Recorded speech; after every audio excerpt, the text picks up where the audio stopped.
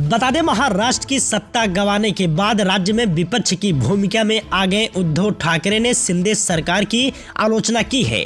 इस दौरान उन्होंने महाराष्ट्र की सरकार पर निशाना साधते हुए कहा कि यह सरकार उत्सव प्रेमी सरकार है। इसमें योजनाओं का ऐलान तो होता है लेकिन धरातल पर नहीं उतारा जाता है। उन्होंने हाल ही में हुई बारिश के प्रभावित गांवों का दौरा करने के बाद ये बातें कही। उन्होंने सरकार से मांग करते हुए कहा कि इससे हुए नुकसान के आकलन की रिपोर्ट का इंतजार किए बिना बारिश से प्रभावित किसानों को मुआवजे के लिए 50,000 रुपए प्रति हेक्टेयर दिया जाए। गौरतलब है कि राज्य के पूर्व सीएम उद्धव ठाकरे ने बारिश से प्रभावित औरंगाबाद जिले के पंढरपुर और दहेगांव का दौरा किया। यहाँ उन्होंने मीडिया कर्मियों से बात करते हुए वर्तमान राज्य सरकार पर जमकर निशाना साधा।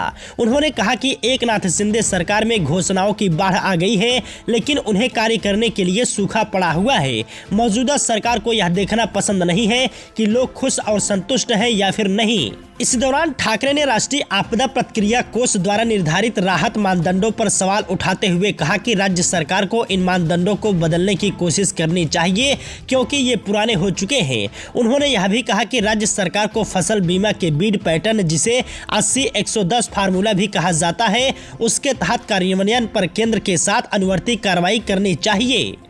इस दौरान उद्धव ठाकरे ने मांग करते हुए कहा कि शिंदे सरकार को राज्य में गीला सूखा घोषित करना चाहिए। इतना ही नहीं, उन्होंने कहा कि बेमौसम हुई इस बारिश से प्रभावित हुए किसानों को मुआवजे के रूप में प्रति हेक्टेयर 50,000 रुपए देने चाहिए। इससे पहले महाराष्ट्र कैबिनेट ने भूमि विकास बैंकों के किसानों द्वारा लिए गए कुल 964.15 करोड़ रुपए के फसल ऋण को माफ करने के प्रस्ताव को मंजूरी भी दी थी। वहीं इस बीच भोसरी प्लांट मामले पर एनसीबी नेता एकनाथ खड़से ने कहा कि भोसरी प्लांट मामले में मुझ पर कुछ आरोप लगे थे।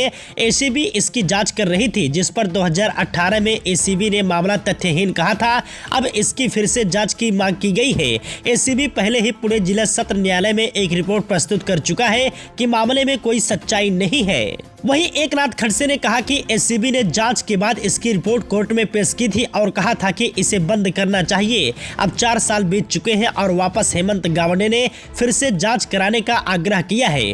फिर से यह मामला पुणे के कोर्ट में चला गया है, जिसमें पुणे कोर्ट ने निर्णय लिया था कि और टिप्पणी करते हुए कहा था एसीबी की टीम सत्ताधारी पार्टी के इशारे पर काम कर रही है।